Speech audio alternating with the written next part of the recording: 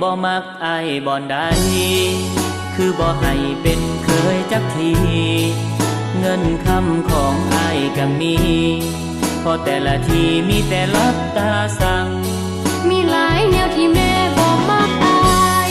ถ้าเว้าไปอายคงบ่อยากฟังเว้าลดหนาบ่เป็นหยังดอกนา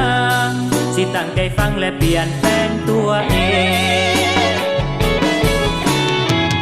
ที่แม่บ่มักอายที่นัดเลยที่แม่บ่มักนิสัยนักเลงที่แม่บ่มักคนเว้าอวดเก่งแถมยังเปิดเพลงก่อนบ้านเรือนเมืองนอกเว้าแบบนี้ยิ่งดีเปลี่ยนทุกเรื่องสิเศร้าควรเมืองให้แม่น้องภูมิใจขอบใจแม่เจ้าที่เว้าให้เปลี่ยนนิสัยยอดหักเจ้าหมดใจอายจึงยอมทุกอย่างต่างในหูกระปดออกทำนาตัดผมแน่ปล่อยให้ยาวเฮ็ดหยังขอบใจน้องที่เตือนอายอีกครั้งขอบใจนางที่สั่งให้เป็นคนดีถ้าอายเปลี่ยนได้มือนี้น้องสิมีรางวัลอายสิเปลี่ยนอย่างกระทันหันถ้าอยากได้รางวัล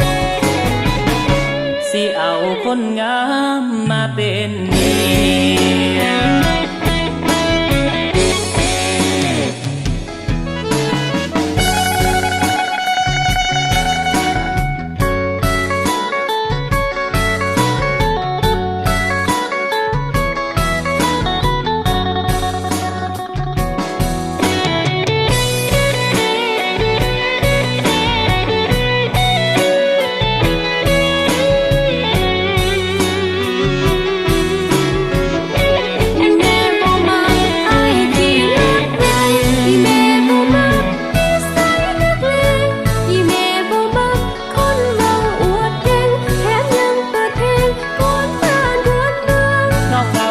นี่ยิ่งดีเปลี่ยนทุกเรื่องสิเศร้าควรเมืองให้แม่น้องภูมิใจขอบใจแม่เจ้าที่เว้าให้เปลี่ยนนิสัยยอดหักเจ้าหมดใจอายจึงยอมทุกอย่างต่างในหูกระปดออกทำนาตัดผมแน่ปล่อยให้ยาวเฮ็ดหยังขอบใจน้องที่เตือนอายอีกครั้งขอบใจนางที่สั่งให้เป็นคนดีถ้าอายเปลี่ยนได้มือนี้น้องสิมีรางวัลอายสิเปลี่ยนอย่างกระทันหันถ้าอยากได้รางวัล